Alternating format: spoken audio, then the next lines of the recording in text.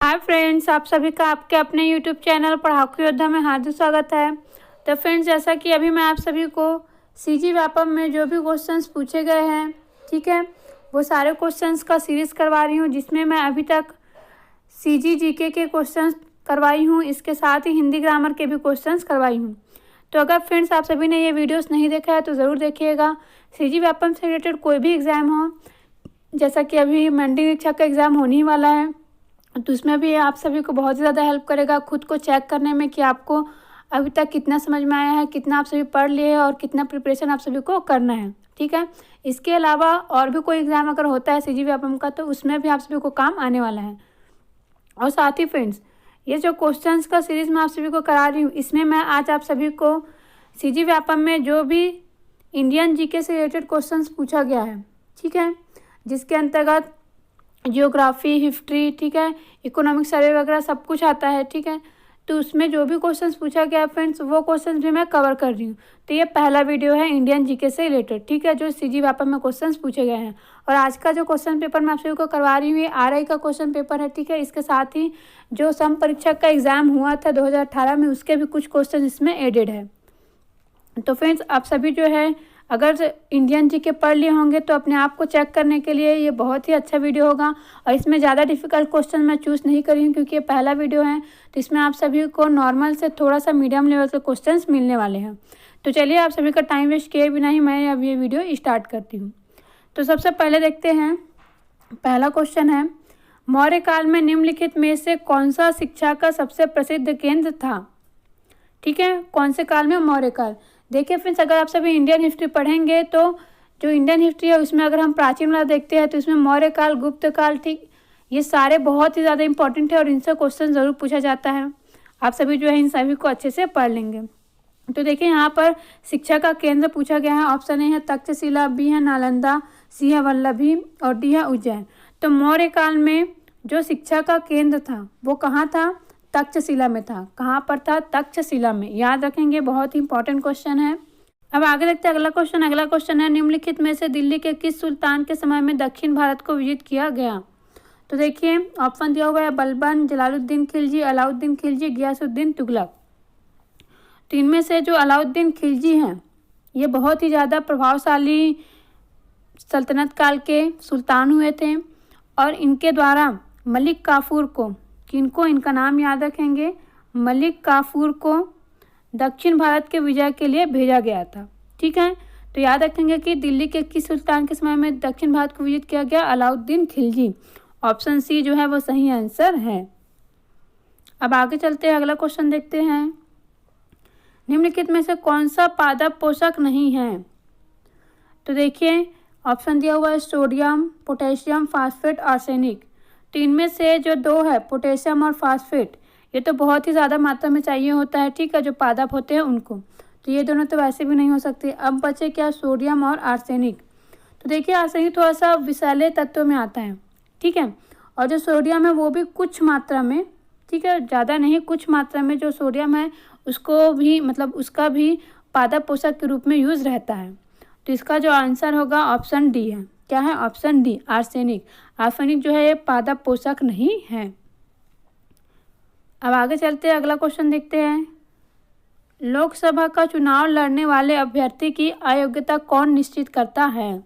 बहुत ही important question है, ऐसे क्वेश्चन एग्जाम में पूछे जाते हैं।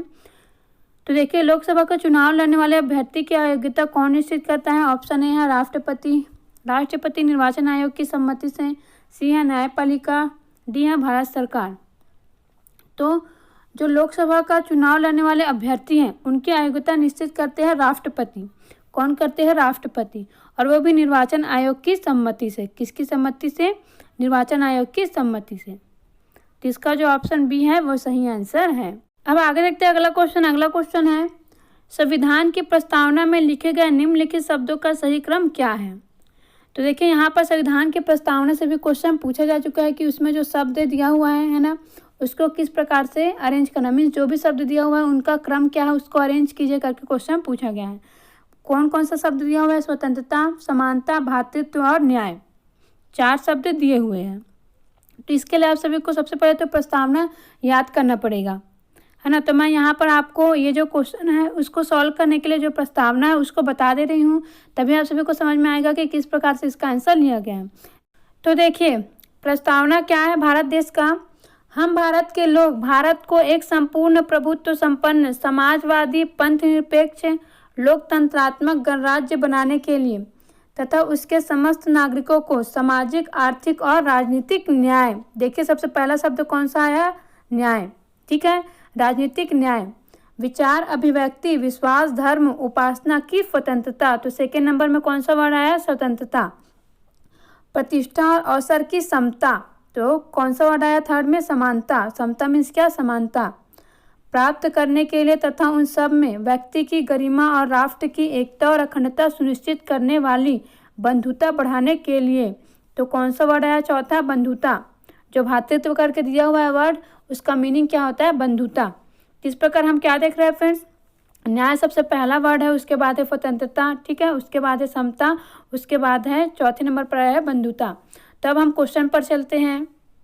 तो देखिए क्वेश्चन को, तो सबसे पहला वर्ड क्या था, न्याय। तो ऑप्शन देखते हैं कौन सा ऑप्शन में सबसे पहले दिया हुआ है। तो देखिए एक ही ऑप्शन है डी जिसमें न्याय को सबसे पहले लिया हुआ है। तो इस प्रकार अगर स्टार्टिंग में आप सभी को याद है मीन्स जो भी एग्जाम देने वाले हैं तो इस क्वेश्चन को सॉल्व कर सकते थे, ठीक है। तो देखिए यहाँ पर इसका आंसर क्या होगा, ऑप्शन डी, पहले में आएगा न्याय, ठीक है, पहला वर्ड आएगा न्याय, उसके बाद आएगा स्वतंत्रता, उसके बाद आएगा समानता, उसके बाद चौथे नंबर पर आएगा भ्रातृत्व। इस प्रकार इस क्वेश्चन का आंसर होगा ऑप्शन डी। अब आगे चलते अगला क्वेश्चन देखते हैं। निम्नलिखित गैसों में से किसका घनत्व तो सबसे कम है। तो देखिए साइंस से भी अच्छे क्वेश्चन एग्जाम में पूछे जाते हैं, तो आप सभी जो भी साइंस वाले बच्चे होंगे है ना, उनके लिए तो साइंस कम से कम अच्छा होना चाहिए, इजी लगना चाहिए, क्योंकि साइंस से अगर आप क्वेश्चन कवर कर लेंगे तो आप सभी का जो स्कोरिंग मार्क्स होगा, ठीक है, इंडियन जीके में वो बढ़ जाएगा, क्योंकि साइंस से अधिकतर बच्चे जो अदर सब्जेक्ट वाले हैं वो सॉल्व नहीं कर पाते हैं। तो देखिए निम्नलिखित गैसों में से किसका घनत्व सबसे कम होता है, ऑक्सीजन, नाइट्रोजन, हीलियम, हाइड्रोजन। तो घनत्व सबसे कम होता है हाइड्रोजन का। किसका होता है, हाइड्रोजन का। तो जिसका जो ऑप्शन डी है वो सही आंसर है। निम्नलिखित कथनों में से कौन सा सही नहीं है। ऑप्शन ए है अमीनो अम्ल प्रोटीन से संबंधित है, बी है एंजाइम जैव उत्प्रेरक है, सी है प्रोटीन एक पॉलीपेप्टाइड चेन है, और डी है उपयुक्त में से कोई नहीं। तो देखिए फ्रेंड्स ये जो ऑप्शन दिया हुआ है तीनों ऑप्शन है ना, तो एमिनो अम्ल प्रोटीन से संबंधित है, ये बिल्कुल सही है। जो प्रोटीन है उसकी सबसे छोटी इकाई होती है एमिनो अम्ल, ठीक है। उसके बाद है बी एंजाइम जैव उत्प्रेरक है, तो ये भी सही है। जो एंजाइम होता है, ठीक है, वो बायो कैटलिस्ट होता है। उसके बाद है सी प्रोटीन एक पॉलीपेप्टाइड चेन है, एग्जैक्टली ये भी सही है। तो इस प्रकार इसका जो आंसर होगा वो होगा ऑप्शन डी, उपयुक्त में से कोई नहीं, क्योंकि इसमें जो कथन दिया हुआ है ये सभी सही हैं। अब आगे चलते हैं, अगला क्वेश्चन देखते हैं।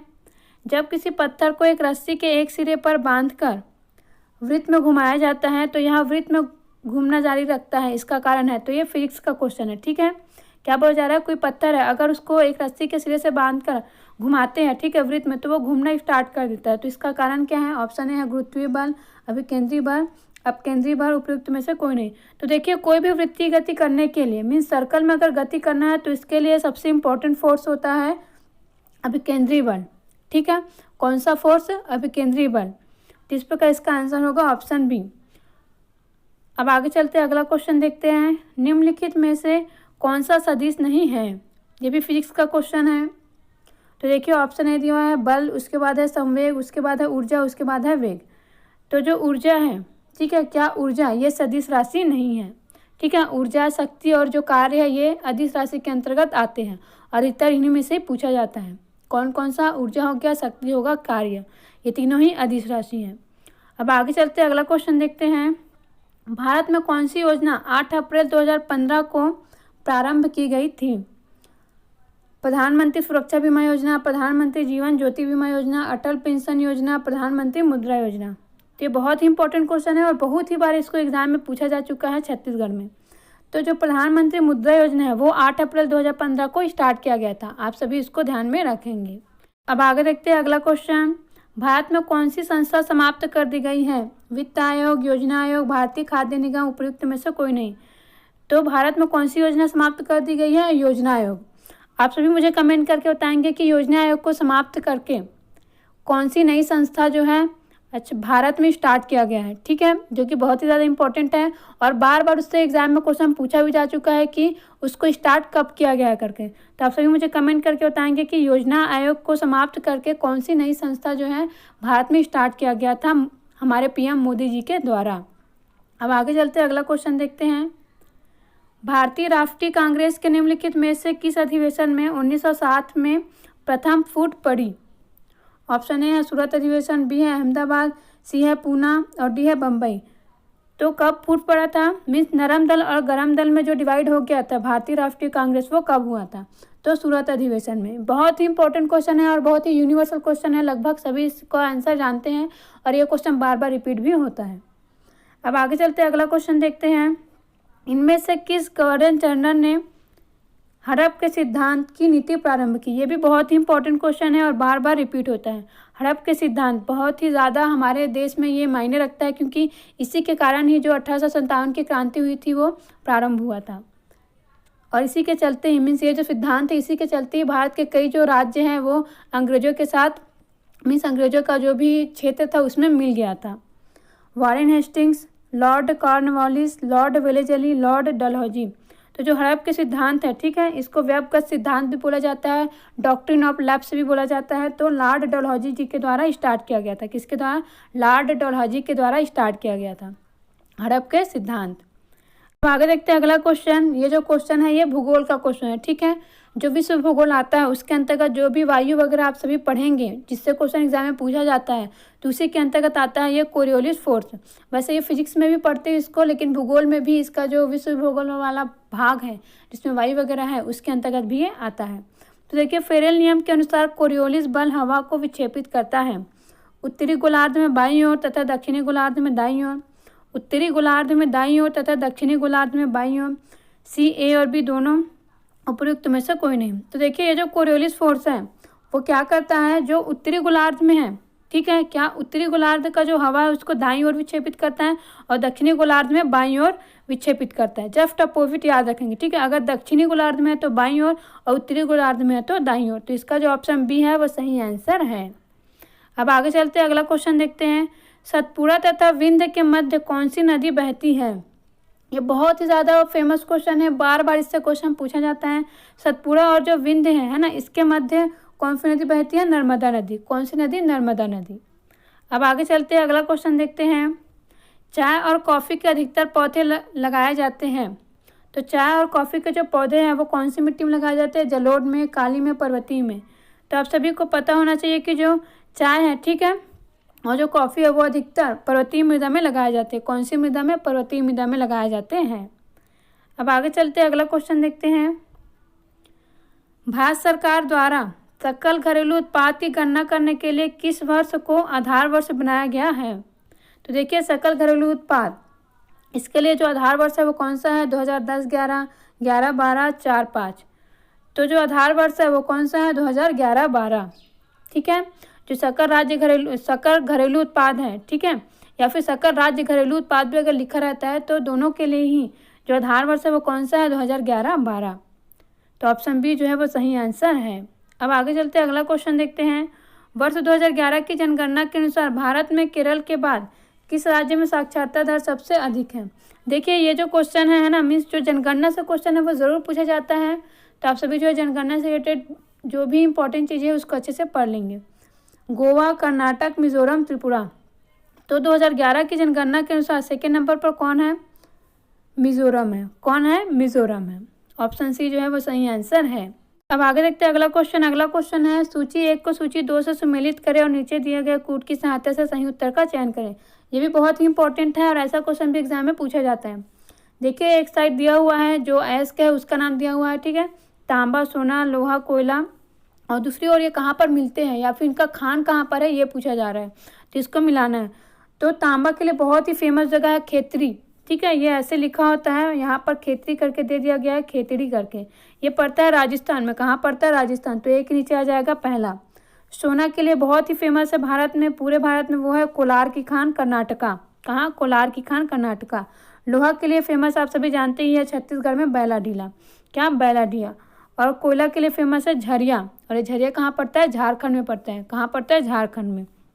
तो इस प्रकार से इसका जो ऑप्शन है, देखिए ऑप्शन को देखते हैं आप।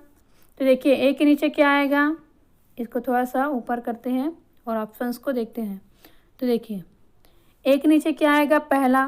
तो हम यहाँ पर देख रहे हैं कि ए और सी दो ऑप्शन ऐसे दिए हुए हैं जिसमें ए के नीचे पहला दिया हुआ है, ठीक है। अब देखिए बी के नीचे क्या आएगा? तीसरा आएगा।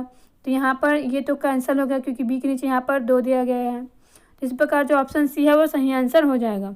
देखिए ए के नीचे पहला है, बी के नीचे तीसरा है, ठीक है। सोना के लिए कौन सा खान? कोलार की खान। कहाँ पर? कर्नाटका में। लोहा के लिए है बैलाढिला, सी के नीचे दूसरा, और कोयला के लिए है झरिया। क्या? झरिया। झरिया जो कि झारखंड के अंतर्गत आता है। तो इस प्रकार इसका जो ऑप्शन सी है वो सही आंसर है। कौन सा वाला ऑप्शन? Option C. अब आगे देखते हैं अगला क्वेश्चन। अगला क्वेश्चन है निम्नलिखित में से कौन सा सही है? ऑप्शन ए, बैगनी प्रकाश का तरंग दैर्ध्य न्यूनतम होता है तथा इसकी आवृत्ति न्यूनतम होती है। बी, बैगनी प्रकाश का तरंग दैर्ध्य न्यूनतम होता है तथा इसकी आवृत्ति अधिकतम होती है। सी, बैगनी प्रकाश की आवृत्ति न्यूनतम होती है तथा इसका तरंग दैर्ध्य अधिकतम होता है। डी, बैगनी प्रकाश का तरंग दैर्ध्य अधिकतम होता है तथा इसकी आवृत्ति अधिकतम होती है। मीन्स फिर से बैगनी कलर जो है उससे रिलेटेड क्वेश्चन पूछा गया है कि आखिर इसके तरंग दैर्ध्य और आवृत्ति में क्या संबंध है। तो देखिए जो बैगनी कलर है उसका तरंग दैर्ध्य जो होता है वो सबसे कम होता है सभी कलर में। क्या होता है? सबसे कम होता है सभी कलर में, ठीक है। तो ये दो ऑप्शन तो वैसे भी कट गया, तो बचा ये दोनों। अब देखिए एक फार्मूला होता है C/λ। आप सभी जो साइंस वाले बच्चे होंगे वो अच्छे से जानते होंगे। आवृत्ति न्यू, इसको न्यू से शो करते हैं आवृत्ति को, इज इक्वल टू होता है C/λ। जो लेमडा है ये क्या है? तरंग दैर्ध्य है, और C क्या है? प्रकाश का वेग है। जिस प्रकार आप सभी देख रहे हैं कि ये जो आवृत्ति है और जो तरंग दैर्ध्य है इनमें किस प्रकार का संबंध है? उल्टा संबंध है। मीन्स अगर आवृत्ति अधिकतम होगा तो जो तरंग दैर्ध्य होगा वो न्यूनतम होगा, अगर तरंग दैर्ध्य न्यूनतम होगा तो आवृत्ति अधिकतम होगा। तो मैं अभी आप सभी को क्या बताई कि जो बैगनी प्रकाश है उसका तरंग दैर्ध्य न्यूनतम होता है, ठीक है। इसका मतलब यह है कि इसकी आवृत्ति कैसी होगी? अधिकतम होगी। कैसी होगी? अधिकतम। तो इसका जो ऑप्शन बी है वो सही आंसर है। कौन सा वाला ऑप्शन? Option B. अब आगे चलते हैं, अगला क्वेश्चन देखते हैं।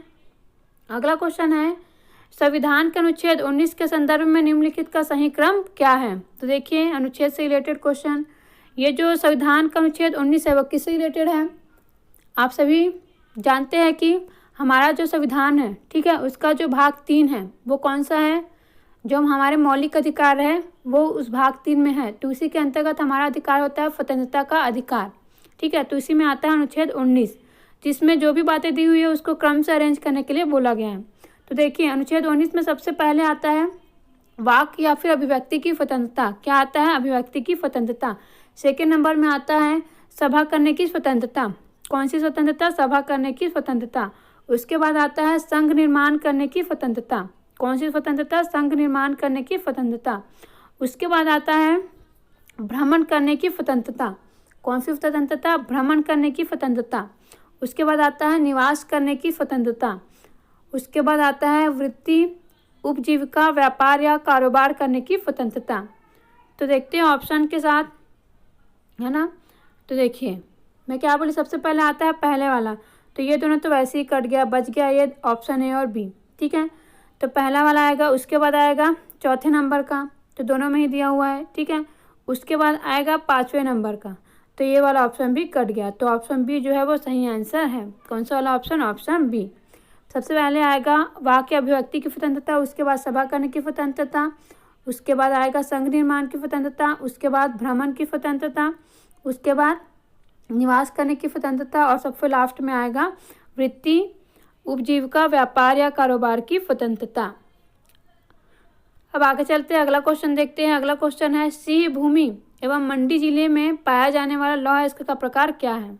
ठीक है, तो जो सिंह भूमि, ठीक है, मंडी जिला है, वहाँ पर पाया जाने वाला लौह अयस्क का प्रकार कौन सा है? मैग्नेटाइट। कौन सा है? मैग्नेटाइट। अब आगे देखते हैं अगला क्वेश्चन। अगला क्वेश्चन जो है वो भूगोल से पूछा गया है, भारत के भूगोल से। जो हिमालय है उसका जो वर्गीकरण किया गया है उससे। तो देखिए यहाँ पर असम हिमालय, कुमायूं हिमालय, नेपाल हिमालय, पंजाब हिमालय दिया गया है, और ये कौन से नदियों के बीच में है ये सेकेंड सूची में दिया गया है, जिसको हमें देखना है। ठीक है, मीन्स हमें इसका मिलान करना है। तो देखिए अगर हम इसका वर्गीकरण पढ़ते तो सबसे पहले आता है पंजाब हिमालय। फिर आता है कुमायूं हिमालय, उसके बाद आता है नेपाल हिमालय, उसके बाद आता है असम हिमालय। ठीक है, तो जो पंजाब हिमालय है वो है सिंधु से सतलज नदी के बीच में, सिंधु से सतलज नदियों के बीच में है। ठीक है, जो कुमायूं हिमालय है, ध्यान से सुनेंगे, ठीक है, जो कुमायूं हिमालय है वो है सतलज से काली नदी के बीच में। यहाँ पर सतलुज करके लिखा हुआ है लेकिन एक्चुअली में ये सतलज नदी है ना, तो ये है सतलज से काली नदी के बीच में। मैं आप सभी को लाइन टू लाइन बता रही हूँ जिससे आप सभी को कोई भी कन्फ्यूजन ना हो, है ना। उसके बाद देखिए जो हिमालय है, नेपाल हिमालय, वो है काली से तीस्ता के बीच में। कहाँ से कहाँ है? काली से तीस्ता के बीच में। ठीक है, उसके बाद देखिए असम हिमालय, असम हिमालय है तीस्ता से ब्रह्मपुत्र नदी के बीच में। कहाँ कहाँ मीन्स कौन कौन सी नदी? तीस्ता से ब्रह्मपुत्र नदी के बीच में। ठीक है, तो इस प्रकार देखिए किससे किसका मिलान होगा, इसको मैं छोटा कर दे रही हूँ, है ना, ताकि ऑप्शन आप सभी को अच्छे से दिखे। तो देखिए जो असम हिमालय है ना, वो किसके किसके बीच में है? तीस्ता और ब्रह्मपुत्र, तो ए के नीचे पहला ही आएगा। ठीक है, कुमायूं हिमालय, कौन सा हिमालय? कुमायूं हिमालय, तो जो कुमायूं हिमालय है वो किसके नीचे, मीन्स उसके लिए कौन सा ऑप्शन आएगा? तो मैं आप सभी को बताइए कि जो कुमायूं हिमालय है वो सतलज से काली के बीच में है। किसके किसके बीच में? सतलज से काली, तो इसके नीचे क्या आ जाएगा? बी के नीचे सेकंड आएगा। तो आप सभी देखिए कौन से ऑप्शन में इस प्रकार से हमें दिखाई दे रहा है, तो ऑप्शन ए में दिखाई दे रहा है। ठीक है, ओनली जो ऑप्शन ए है इसी में हमको ऐसा दिखाई दे रहा है। तो इस प्रकार ऑप्शन ए जो है वो सही आंसर होगा, क्योंकि जो नेपाल हिमालय है वो है काली से तीस्ता नदी के बीच में। नेपाल हिमालय काली से तीस्ता नदियों के बीच में, और पंजाब हिमालय सिंधु से सतलज नदी के बीच में। एक बार फिर से सुन लीजिए, देखिए लाइन टू लाइन मैं इसलिए बताई ताकि आप सभी को अच्छे से याद हो जाए। जो पंजाब हिमालय है वो सिंधु से सतलज, कुमायूं जो है वो सतलज से काली। ठीक है, उसके बाद जो नेपाल है वो काली से तीस्ता, और जो असम है वो तीस्ता से ब्रह्मपुत्र। मीन्स इनके साइड में जो दिया हुआ है फ्रेंड्स, ये इनका क्या है? इनका सही आंसर है, मीन्स यही इनका जो सुमेलित रूप है वो होगा। तो इसका जो ऑप्शन ए है वो सही आंसर है। अब आगे चलते हैं, अगला क्वेश्चन देखते हैं।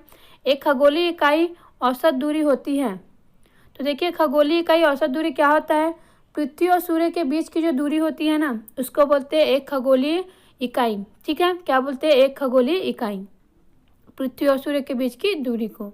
अब आगे देखते हैं अगला क्वेश्चन। अगला क्वेश्चन है, भारत में ब्रिटिश शासन के विरुद्ध इनमें से किसने बहावी आंदोलन का सूत्रपात किया था? तो किन्होंने किया था? सैयद अहमद खां ने। तो इसका जो ऑप्शन ए है वो सही आंसर है, सैयद अहमद खां। अब आगे देखते हैं अगला क्वेश्चन। ओजोन छिद्र का सर्वाधिक विस्तार है। तो जो ओजोन छिद्र है ना, उसका सर्वाधिक विस्तार कहाँ पर है? अंटार्कटिका में है। कहाँ पर है? अंटार्कटिका में। ऑप्शन डी जो है वो सही आंसर है। अब आगे देखते हैं अगला क्वेश्चन। विजयनगर साम्राज्य में आने वाला अब्दुल रज्जाक निम्नलिखित में से किस देश का राजदूत था? अफगानिस्तान, तुर्किस्तान, ओमान, फारस। तो ये जो अब्दुल रज्जाक आया था ये कौन से देश का था? ये फारस का था। कहाँ का था? फारस का। तो इसका ऑप्शन डी जो है वो सही आंसर है। तो इस प्रकार फ्रेंड्स ये पहला वीडियो था, ठीक है, इंडियन जीके से जो भी क्वेश्चंस पूछा गया है ना, उससे रिलेटेड। तो आप सभी को ये वीडियो कैसा लगा कमेंट करके ज़रूर बताइएगा, और अगर कोई भी डाउट आया हो तो बेशक आप सभी मुझे कमेंट कर दीजिएगा, मैं कमेंट बॉक्स में ही आंसर दे देती हूँ, और या फिर सेकेंड वीडियो में अच्छे से एक्सप्लेन कर देती हूँ। तो आप सभी जो है कमेंट करना बिल्कुल ना भूलिएगा, और लाइक और शेयर भी ज़रूर करिएगा, और जो भी नए बच्चे हैं वो हमारे यूट्यूब चैनल को सब्सक्राइब भी ज़रूर करिएगा। Thank you friends.